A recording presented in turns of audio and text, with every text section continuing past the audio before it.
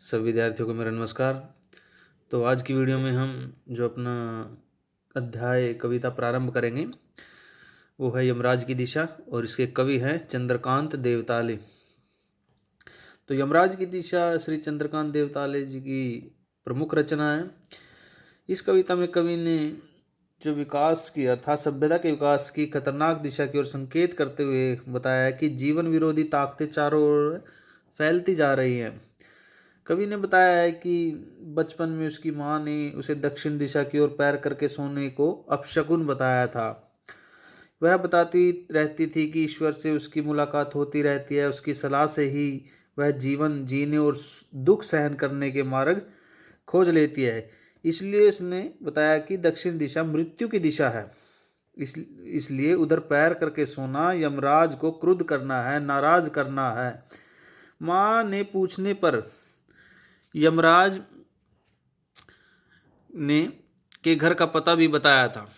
तुम जहां भी हो वहां से दक्षिण दिशा की ओर यमराज का घर है। बचपन में माँ के उपदेश का कवि पर प्रभाव अवश्य पड़ा था। वह कभी दक्षिण दिशा की ओर पैर करके नहीं सोया था तथा दक्षिण दिशा में खूब घूमा, किंतु उसका कोई छोर नहीं था। छोर का अर्थ होता है कोई किनारा। अन्यथा भाई यमराज जी का घर भी देख लेता, किंतु आज के जीवन में जिधर भी पैर करके सो वह दक्षिण दिशा ही हो जाती है, क्योंकि सभी दिशाओं में यमराज के बड़े बड़े महल हैं। वहाँ वे एक साथ अपनी दहकती आंखों सहित विद्यमान हैं। कवि की माँ अब नहीं रही और न ही यमराज के निवास की निश्चित दिशा ही रही है। अब हर दिशा में यमराज की दिशा हो गई है। आज हमें उनका सामना करने के लिए तैयार रहना चाहिए, तत्पर रहना चाहिए। तो प्रारंभ करते हैं। माँ की ईश्वर से मुलाकात हुई या नहीं कहना मुश्किल है, पर वह जताती थी जैसे ईश्वर से उसकी बातचीत होती रहती है और उससे प्राप्त सलाहों के अनुसार जिंदगी जीने और दुख बर्दाश्त करने के रास्ते खोज लेती है। तो कवि ने कहा है कि माँ की ईश्वर से मुलाकात हुई या नहीं।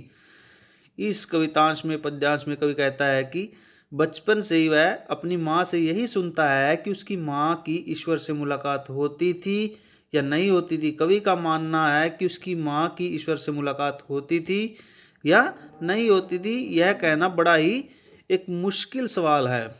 किंतु किंतु वह सदा यह दिखावा करती थी कि उसकी मुलाकात ईश्वर से होती रहती है। ईश्वर से प्राप्त सलाहों से ही वह जीवन में आने वाले जो दुख हैं, जो संकट हैं, जो मुसीबतें हैं, उनसे जीवन जीने के मार्ग खोज लेती थी, अर्थात मार्ग निकाल लेती थी।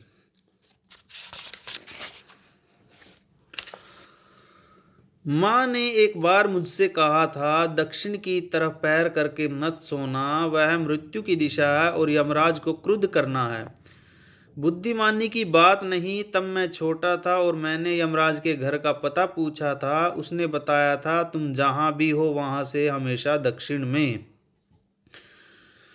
तो कवि ने यमराज के संबंध में फैले हुए जो अंधविश्वास हैं उन पर प्रकाश डालते हुए बताया कि उसकी माँ ने उसे दक्षिण की ओर पैर न करके सोने का उपदेश दिया था। उनका विश्वास था कि वह मृत्यु की दिशा है, इसलिए उधर पैर करके सोकर यमराज मृत्यु के देवता है, यमराज को अर्थात जो मृत्यु के देवता यमराज है उनको क्रुद्ध करना है, नाराज करना है, अर्थात उनको नाराज करने में कोई भी बुद्धिमता नहीं है।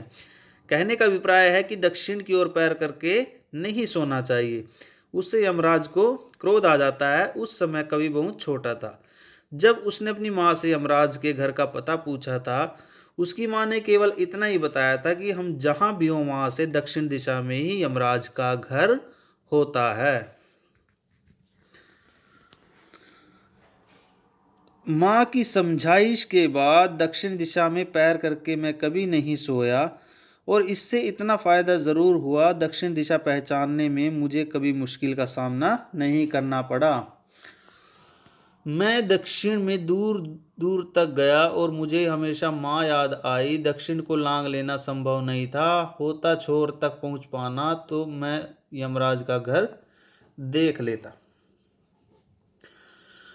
तो कवि ने कहा है कि माँ के उपदेश का प्रभाव, अर्थात माँ के उपदेश का प्रभाव या आदेश का प्रभाव यहाँ पर वर्णन करते हुए कवि कहता है कि माँ के समझाने के पश्चात वह कभी भी दक्षिण की ओर पैर करके नहीं सोया।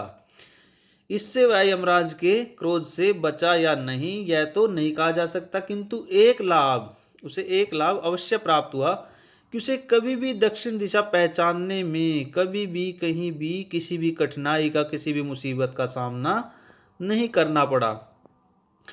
वह आसानी से, सहजता से ही दक्षिण दिशा को पहचान लेता था। कवि ने पुनः अपने जीवन के विषय में बताया है कि उसने अपने जीवन में दक्षिण दिशा में दूर दूर तक यात्राएं की हैं, सफ़र किया है।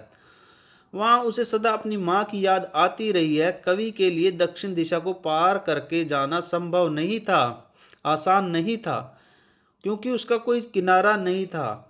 यदि दक्षिण दिशा को लांघ पाना संभव होता तो कवि अवश्य ही यमराज का घर भी देख लेता, किंतु कवि ऐसा कभी नहीं कर पाया। अंतिम पद्यांश देखते हैं। पर आज जिधर भी पैर करके सो वही दक्षिण दिशा हो जाती है। सभी दिशाओं में यमराज के आलीशान महल हैं और वे सभी में एक साथ अपनी दहकती आंखों सहित विराजते हैं। माँ अब नहीं है और यमराज की दिशा भी वह नहीं रही जो माँ जानती थी। तो इसमें कवि ने बताया कि माँ का कहना था या मानना था कि दक्षिण दिशा यमराज की दिशा है, इसलिए उधर पैर करके नहीं सोना चाहिए। किंतु कवि का तरह के आज का जो युग है, जिस भी अर्थात दिशा में पैर करके सोएं वही दक्षिण दिशा हो जाती है। कहने का तात्पर्य है कि हमारे चारों ओर यमराज ही यमराज है। सभी दिशाओं में यमराज के सुंदर भवन हैं और चारों ओर यमराज की भांति ही लोगों को मारने वाले जो शोषक लोग विद्यमान हैं, जो सुंदर महलों में रहते हैं, जो गरीबों का शोषण करते हैं, वे सबके सब अपनी दहकती होता क्रोध से जलती हुई आंखों सहित विराजमान है। कवि ने पुनः कहा है कि आज वह माँ नहीं रही जो यमराज के विषय में, उसकी दिशा के विषय में बताती थी। यमराज की दिशा भी वह नहीं रही जो माँ जानती थी। अर्थात यमराज केवल दक्षिण दिशा में ही नहीं रहता, वह सर्वत्र रहता है। सर्वत्र का अर्थ होता है सब जगह रहता है। तो ये हमारी कविता थी यमराज की दिशा। तो सभी विद्यार्थी इसकी जो व्याख्या है वो याद करेंगे और अपनी कॉपी पर लिखेंगे। धन्यवाद।